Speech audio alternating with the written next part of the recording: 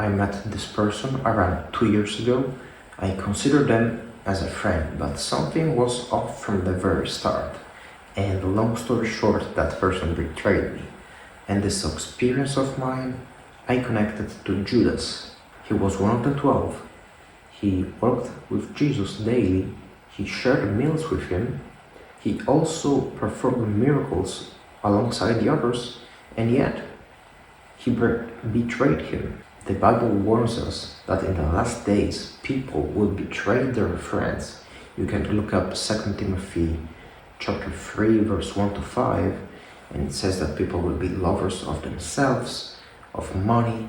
They will be unholy, ungrateful, and at the end it says, have nothing to do with such people.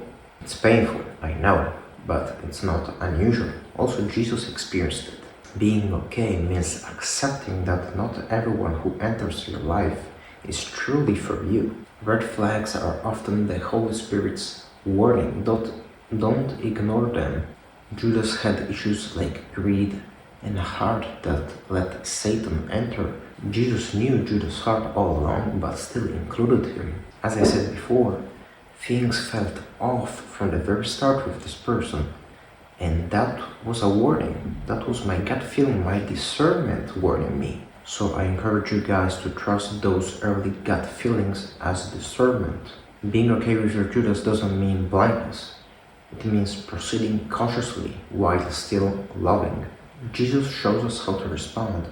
Jesus called Judas friend also during the betrayal and washed his feet.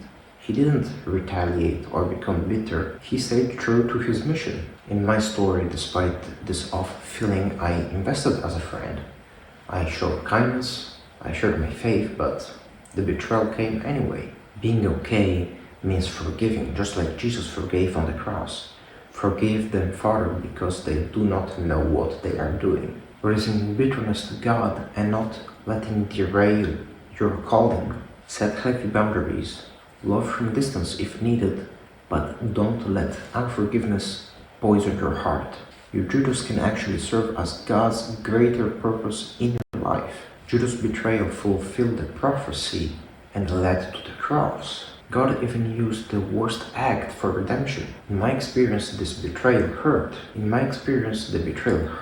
But it taught me about discernment, taught me about reliance on God, and it exposed areas for growth.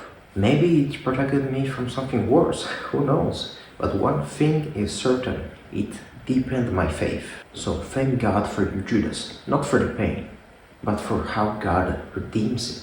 What the enemy meant for evil, God turns into good. Being okay means trusting God with all your heart. And one last thing, healing comes from focusing on Jesus, not the betrayer. It's like you're following a path, a road, right? And you have all this distraction, left, right, but you have to keep straight. You have to look straight. Don't get distracted here and there. Some practical steps you can do is pray for your enemies, just like Matthew 5:54 says, love your enemies and pray for those who persecute you. Seek godly counsel, journal what God taught you, and keep sharing your faith. The pain doesn't define you, Christ does. If you're walking through betrayal right now, you're in good company with Jesus. Be okay with your Judas by surrendering it to Him, forgiving and moving forward stronger. I hope that helped. With that said, stay safe and God bless.